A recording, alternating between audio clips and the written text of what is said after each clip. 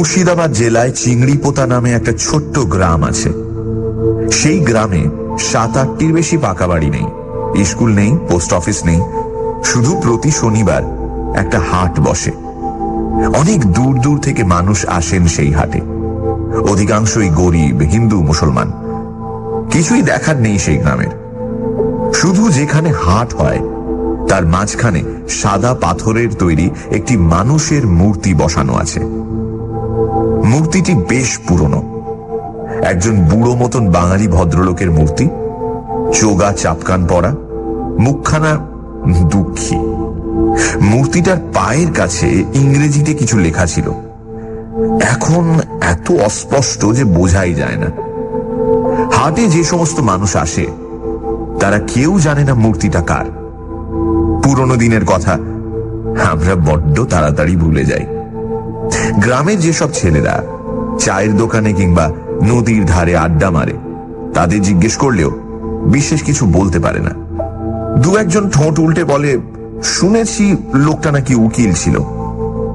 গ্রামের খুব বুড়ো কয়েকজন জানে ওই মূর্তিটার ইতিহাস।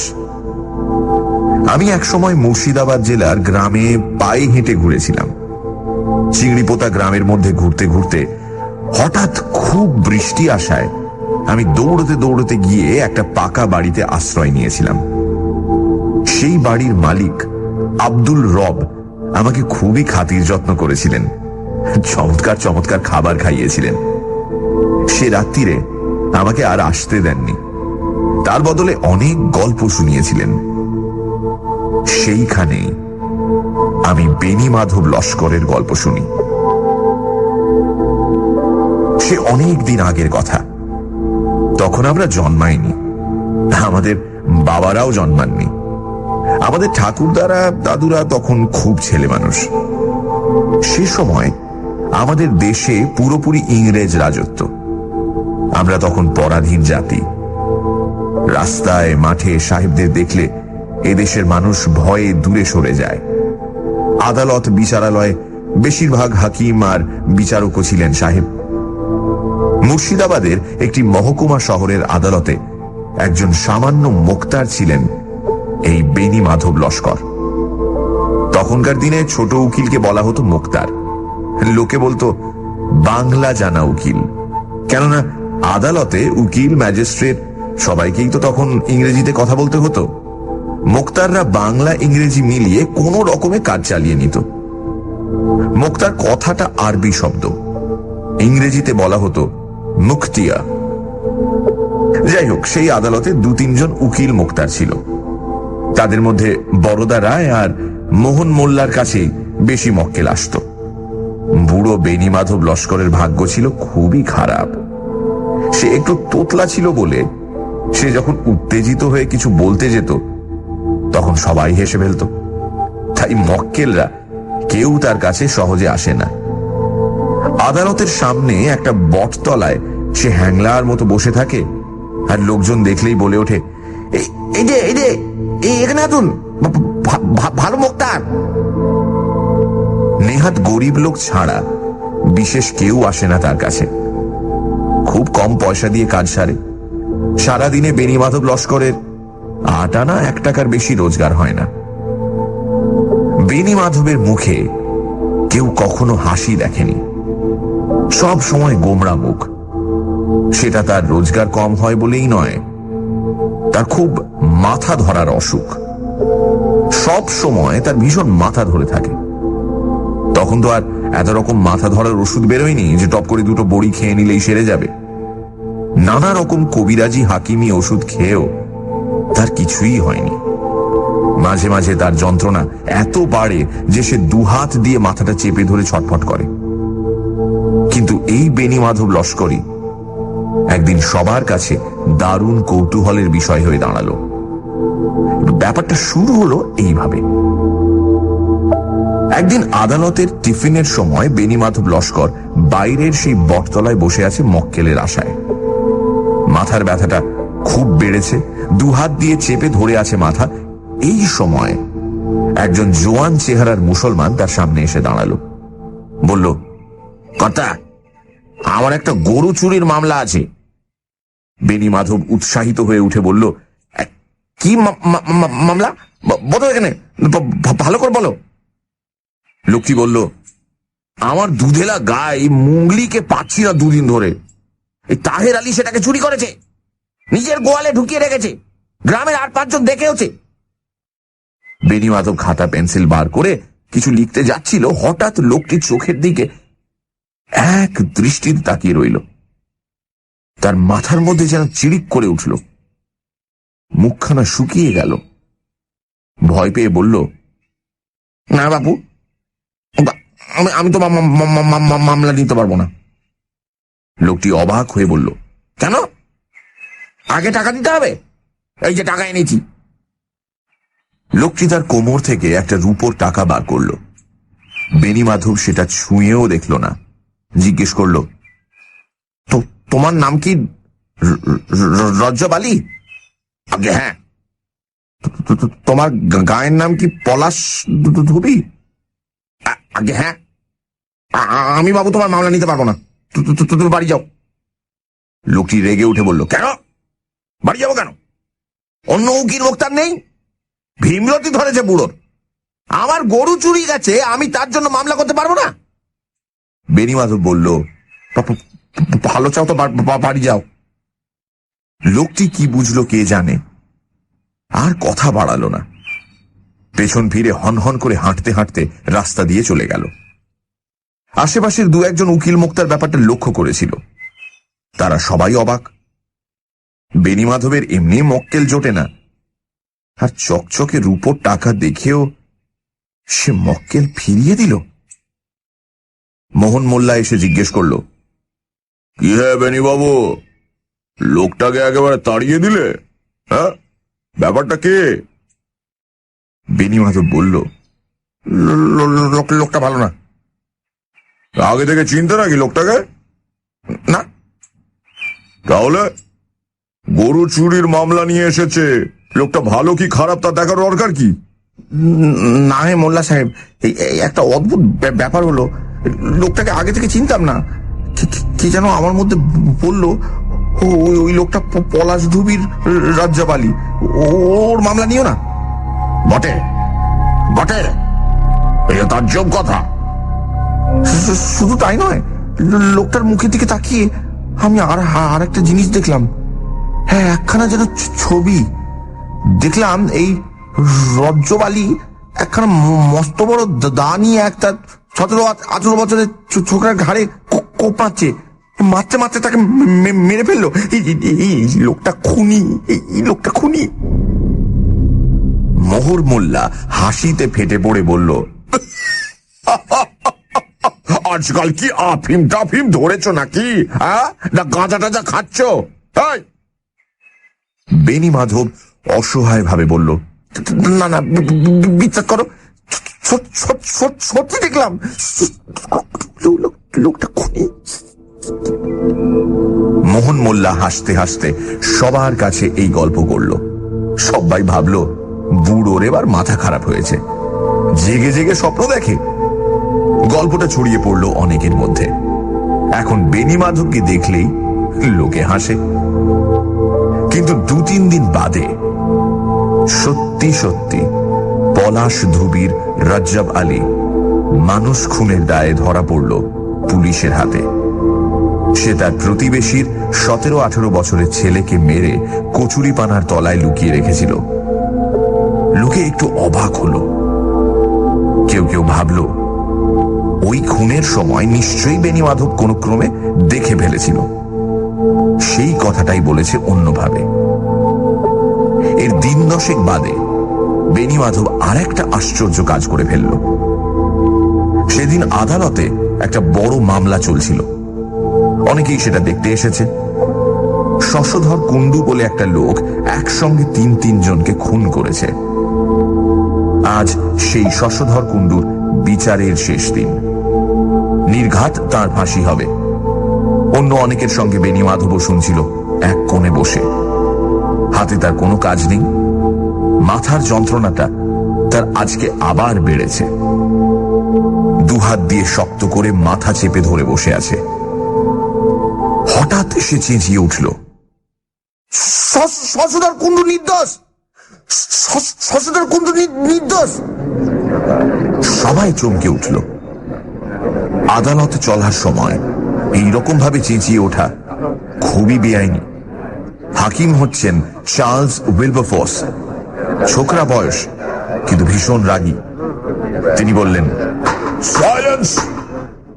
বেনি মাধব তবু বলল, শশধর কুণ্ডু নির্দোষ, শশধর কুণ্ডু নির্দোষ। হুজুর, ওকে ফাঁসি দেবেন না হুজুর,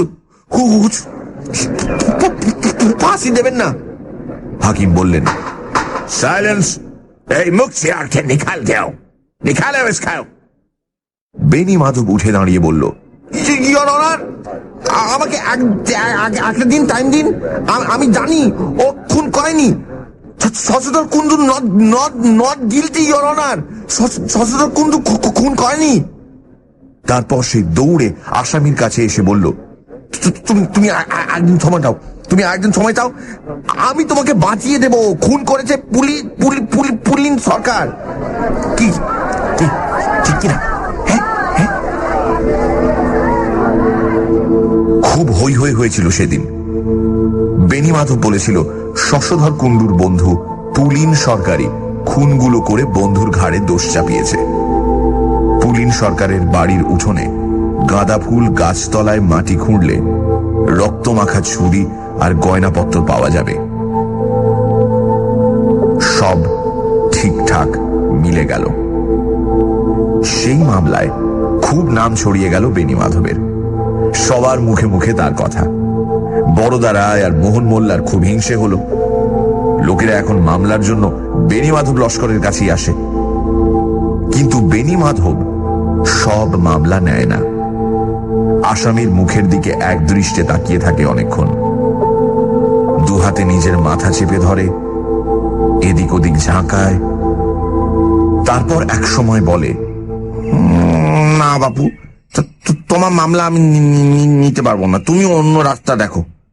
কিংবা কারুকে আবার বলে, তোমার মামলা আমি নেব, কোনো হাকিমের সাধ্য নেই তোমাকে শাস্তি দেয়। সত্যি সত্যি তার কথা মিলে যায়। যে মামলা সে নেয় না সেটা নির্ঘাত হার হয়।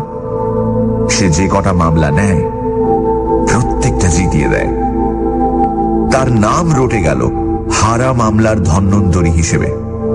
সে নিজেও বাড়ির সামনে একটা সাইনবোর্ড ঝুলিয়ে দিল এইরকম, হারা মামলার ধন্বন্তরী, পছন্দ মতন হারা মামলা লইয়া থাকি।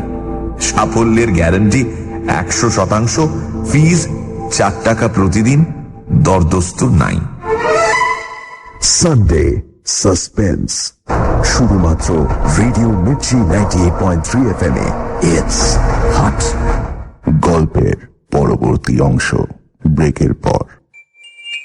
সানডে সাসপেন্সে আজ সুনীল গঙ্গোপাধ্যায়ের লেখা বেনি লস্করের মুন্ডু। মুর্শিদাবাদ জেলায় চিংড়িপোতা গ্রামে অনেকদিন আগে এক সামান্য মুক্তার থাকত, নাম বেনি মাধব লস্কর। তার বিশেষ পসার ছিল না, আর সারাক্ষণের সঙ্গী মাথা ধরা। হঠাৎ একটা অদ্ভুত ব্যাপার ঘটতে শুরু করলো।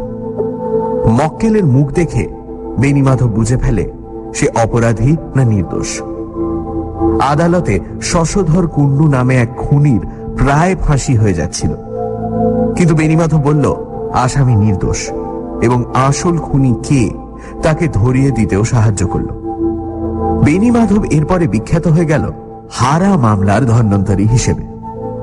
সব মামলা নেয় না, যে কটা মামলা সে নেয় প্রত্যেকটাতেই সে জিতিয়ে দেয়। তারপর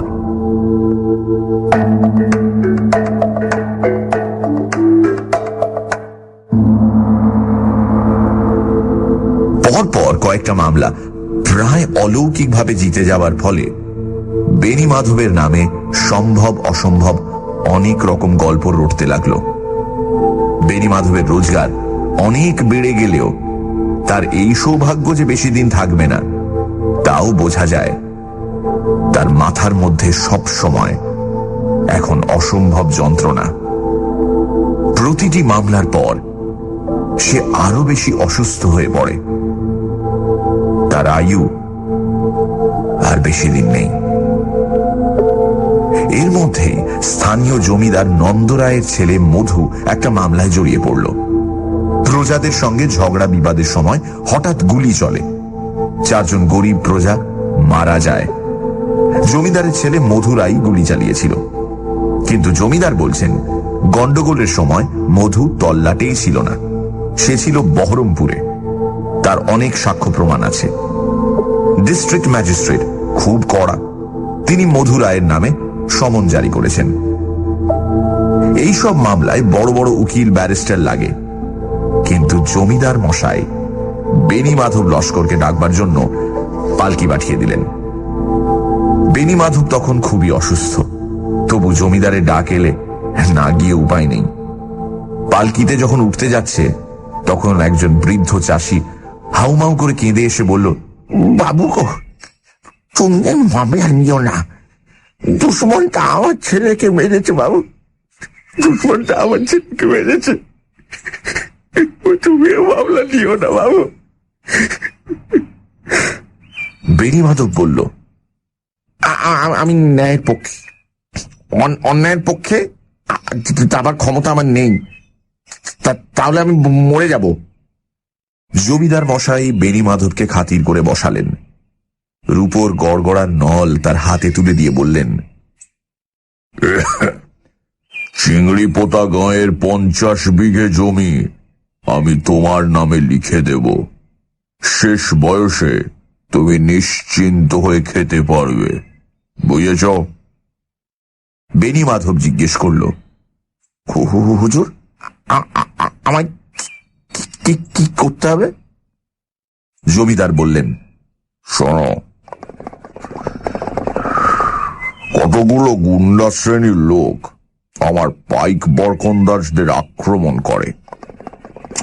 আমার পাইকরা আত্মরক্ষার জন্য গুলি চালায়, তা সে মামলা আমি পরে চালাবো, কিন্তু ব্যাটারা আমার ছেলে মধুর নাম এর সঙ্গে জড়িয়েছে।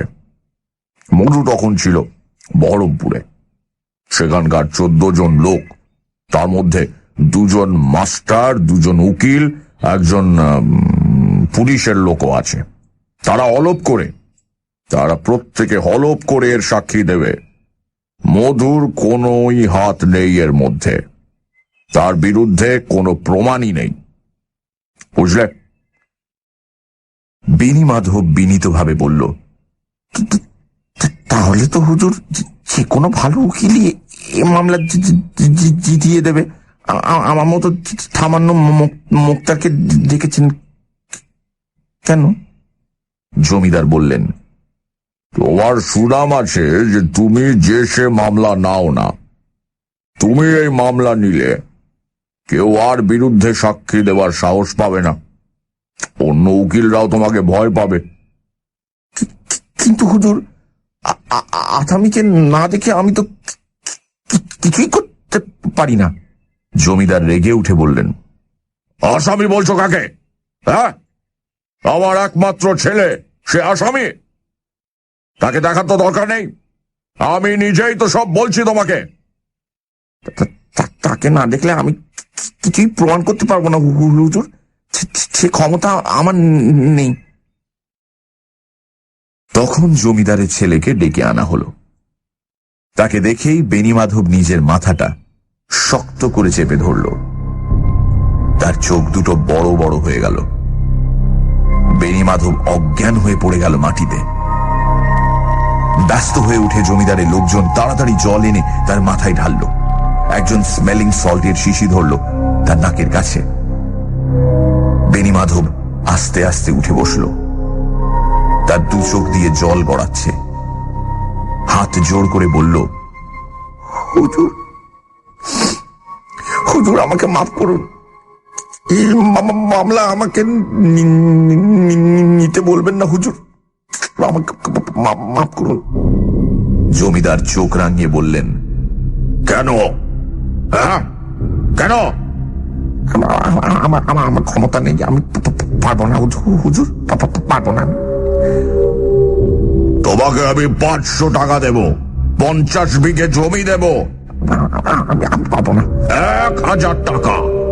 হুজুর, আমাকে ছেড়ে দিন হুজুর, পারবো না। জমিদার তখন দারুণ রেগে গিয়ে বললেন, দেখো মুক্তার, এই মামলা তোমাকে নিতেই হবে, না হলে তোমার ঘর বাড়ি আমি জ্বালিয়ে দেব, তোমাকে আমি শেষ করে দেব। জমিদার এমন ভয় দেখাতে লাগলেন যে রাজি না হয়ে উপায় রইল না বেনি মাধবের। এক তাড়া মোহর হাতে নিয়ে বিমর্ষ মুখে বাড়ি ফিরে এলো। সেদিন রাত্রিরে একটা সাংঘাতিক কাণ্ড হলো। ঘুমের মধ্যে বিছানায় ছটফট করতে লাগলো বেনি মাধব। একবার এপাশ আবার গড়িয়ে ওপাশ। কেউ যেন তাকে ধরতে চেষ্টা করছে, তাতে বেনি মাধব পালাতে চাইছে। বেনি মাধব সেই অবস্থায় চেঁচিয়ে বলতে লাগলো,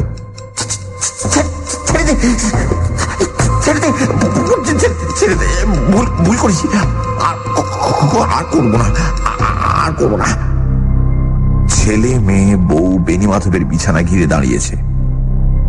বেনি মাধব কোন রকমে উঠে বসে ছেলেকে বলল, শিগগির কাগজ কলম নিয়ে তাড়াতাড়ি। ছেলে কাগজ আর খাগের কলম এনে দিল। বেনি মাধব তৎক্ষণাৎ জমিদারকে চিঠি লিখল যে সে তার ছেলের মামলা নিতে পারবে না।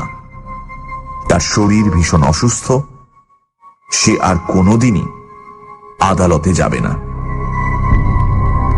চিঠি লিখে বেনি মাধব ছেলেকে বলল, ভোর হতে না হতেই এই চিঠি আর মোহরের থলি নিয়ে জমিদারকে দিয়ে আসবি, নইলে আমি আর প্রাণে বাঁচব না। সকালবেলা এক ছেলে চলে গেল জমিদার বাড়িতে। আর এক ছেলে আদালতে গিয়ে খবর দিল বেনি মাধব মুক্তারি পেশা ছেড়ে দিচ্ছে। আজ থেকে সে গ্রামের বাড়িতে গিয়ে থাকবে, ধর্মকর্ম করবে। এরপর আবার অন্যরকম একটা ঘটনা শুরু হলো। সেদিন সন্ধেবেলা চার্লস উইলবারফোর্সের পেয়াদা এসে খবর দিল যে হাকিম সাহেব বেনি মাধবকে ডেকে পাঠিয়েছেন। হাকিমের ডাক জমিদারের ডাকের চেয়েও বড়। বেনি মাধবের তখন জ্বরে গা পুড়ে যাচ্ছে। সেই অবস্থাতেই পালকি ভাড়া করে যেতে হলো। হাকিম সাহেবের বাংলোটি সুন্দরভাবে সাজানো গোছানো। সবাই জানে তিনি খুব কড়া মেজাজের মানুষ, কিন্তু বেনি মাধবের সঙ্গে সহজভাবেই কথা বলতে লাগলেন। হাকিম বেশ বাংলা শিখেছেন। তিনি বললেন, মুখতিয়ার, তুমি কাজ ছেড়ে দিচ্ছ কেন? ওয়াই? বেনি মাধব বললেন, হুজুর, আমি আর বেশি দিন বাঁচবো না হুজুর, তাই গ্রামের বাড়িতে গিয়ে শেষ জীবনটা কাটাতে চাই। কি করে বুঝলে যে তুমি বাঁচবে না? সে আমি বুঝে গেছি, আমি জ্বরে ভুগছি হুজুর। হাকিম সাহেব নিজে উঠে এসে বেনি মাধবের কপালে হাত দিয়ে জ্বর দেখলেন। তারপর দেরাজ থেকে কয়েকটা ওষুধ বার করে বললেন, এগুলো 3 ঘন্টা পর পর খেয়ে নিও, তোমার জ্বর সেরে যাবে। বেনি মাধব বললেন, জ্বর সেরে গেলেও আমি আর বাঁচবো না হুজুর। সাহেব এবার একটু হাসলেন, তারপর বললেন, মুখতিয়ার, এই কথা কি সত্যি যে তুমি মানুষের মুখ দেখলে বুঝতে পারো সেই দোষী না নির্দোষ? বেনি মাধব চুপ করে রইল। সাহেব আবার বললেন, আমার পেশকার আমাকে এই কথা বলেছে, আর অনেকেই এই কথা বলেছে। সমস্ত জেলার লোক এই কথা বিশ্বাস করে। ডিস্ট্রিক্ট ম্যাজিস্ট্রেট পর্যন্ত চিঠি লিখে আমার কাছে এই কথা জানতে চেয়েছে। বেনি মাধব, ইজ ইট ট্রু? হুজুর, আমি সামান্য লোক হুজুর। আমি লক্ষ্য করছি যে কথা মামলা তুমি নাও ঠিক ঠিক জিতে যাও। এর রহস্য কি? সব খুলে বলো, তোমার কোনো ভয় নাই। Come on, tell me. হুজুর, সব বিশ্বাস করবেন কিনা জানি না, অনেক দিন ধরেই আমার মাথার মধ্যে খুব খুব যন্ত্রণা হয় হুজুর। ইদানিং কোন মক্কেলের দিকে তাকালেই যন্ত্রণাটা বেড়ে যায়। একসময় মাথার মধ্যে চিরিক করে ওঠে, আর কে যেন ফিস ফিস করে বলে দেয় সেই লোকটি দোষী না নির্দোষ। How interesting. But how do you explain this? আমি জানি না, তবে আমার মনে হয় মৃত মানুষেরা আমার সঙ্গে কথা বলে। মানুষ যখন কারোকে খুন করে তখন সেই মৃত লোকটির আত্মার একটি অংশ ওই হত্যাকারীর মধ্যে ঢুকে যায়। আত্মার অংশটুকুই হত্যাকারীকে আজীবন শাস্তি দেয়। তার চোখের মধ্যে ওই আত্মাটি আমাকে বলে দেয় এই আসামি। আর যখন কোনো নির্দোষ লোককে দেখি তখনও নিহত ব্যক্তিটি আমার চোখের সামনে এসে বলে দেয় এ নয়, এ নয় রে বাবা, এ নয়, আসল লোককে দেখিয়ে দিচ্ছি। আপনার সেই শশধর কুণ্ডুর কেসটা মনে আছে? আপনি তাকে ফাঁসি দিতে যাচ্ছিলেন। যে তিনজন খুন হয়েছিল তার মধ্যে একটা বাচ্চা মেয়েও ছিল। আমি হঠাৎ দেখলাম সেই বাচ্চা মেয়েটি আমার চোখের সামনে এসে বলছে এ নয়, তুমি বলে দাও না, আমি আসল লোককে দেখিয়ে দিচ্ছি। তখনই আমি সব দেখতে পেলাম। তখন চেঁচিয়ে না উঠে আমার উপায় ছিল না হুজুর। হাকিম বললেন, ফ্যান্টাস্টিক, এও কখন হতে পারে? বেনি মাধব বলল, বিশ্বাস করা না করা আপনার ইচ্ছে, কিন্তু আমার এরকম হয়। আচ্ছা মুখতিয়ার, একটা কথা বলো তো, তুমি যখন অপরাধীকে বা এই কথাটা বুঝতে পারো, তাহলে তো তুমি ইচ্ছে করলে সেই অপরাধীকেও বাঁচিয়ে দিতে পারো। তুমি যখন তার বিরুদ্ধে প্রমাণ টমান সবই জানো, তাহলে সেগুলো সরিয়ে দিলেই তো আর কেউ তাকে ধরতে পারবে না। If you ever thought about that?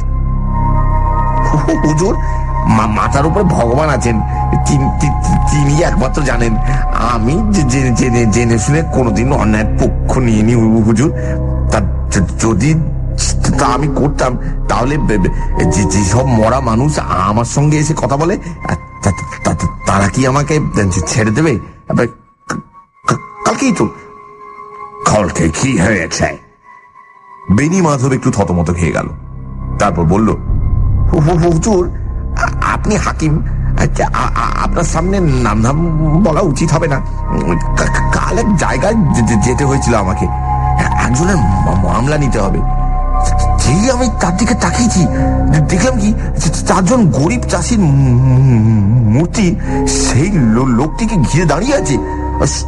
সবাই তার দিকে আঙুল দেখিয়ে বলছে এই খুনি। আমি আর সেই মামলা নিতে রাজি হলাম না, কিন্তু সেই পক্ষ আমাকে ভয় দেখালো, জোর করে আমাকে সেই মামলা নিতে রাজি করালো হুজুর। মাঝরাতে সেই চারজন মরা লোক ঘিরে ধরলো আমাকে। বাবা, ঘৃণার সঙ্গে বলতে লাগলো, তুমি আমাদের খুনিকে বাঁচাবে, হ্যাঁ, তাকে বাঁচাবে। সেই জন্যই তো আমি মুক্তারি করাই আজ থেকে ছেড়ে দেবো ঠিক করলাম হুজুর। হাকিম সাহেব অবাক হয়ে খানিকক্ষণ তাকিয়েছিলেন, তারপর বললেন, তুমি বললে না যে সব সময় তোমার মাথায় ব্যথা করে, এর জন্য চিকিৎসা করাওনি? অনেক করিয়েছি, কিছুতেই সারে না হুজুর। হাকিম উঠে দাঁড়িয়ে চিন্তিত ভাবে পায়চারি করতে লাগলেন ঘরের মধ্যে। হঠাৎ ঘুরে দাঁড়িয়ে বললেন, মুক্তিয়ার, তোমার মুন্ডুটা আমার চাই। বেনি মাধব চমকে উঠে বলল, কি বললেন?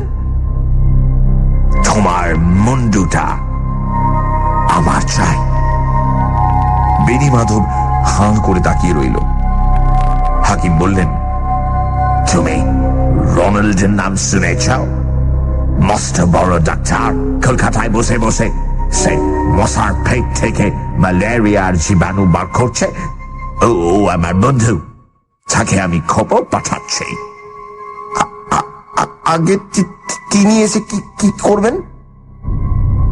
শোনাও, আমরা খ্রিস্টান, আমরা মানুষের মৃত্যুর পর আত্মার ঘুরে বেড়ানো কিংবা মরা মানুষ এসে কথা বলে যাওয়ায় বিশ্বাস করি না।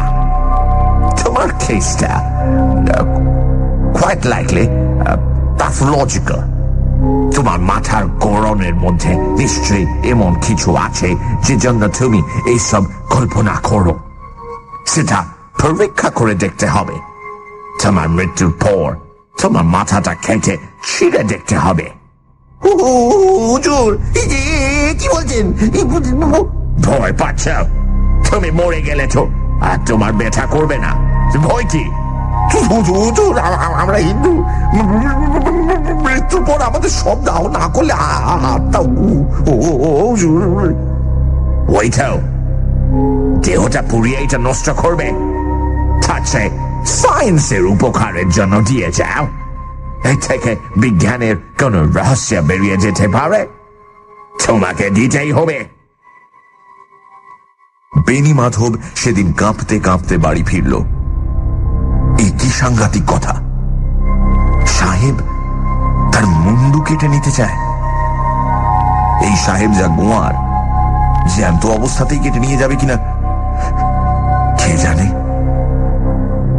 সেদিন থেকে সাহেবের পেয়াদারা তার বাড়ি পাহারা দিতে লাগলো।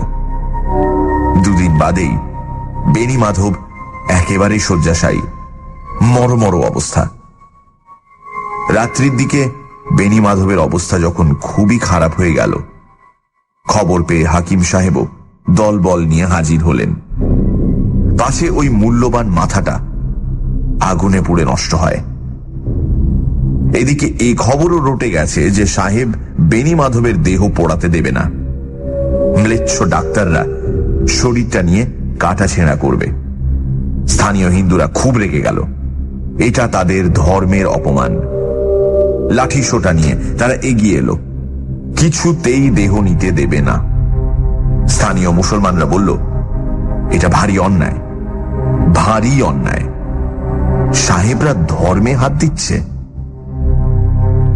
খুব গন্ডগোলের সম্ভাবনা দেখে জেলার ম্যাজিস্ট্রেটও এসে হাজির হলেন, সঙ্গে একজন ডাক্তার নিয়ে।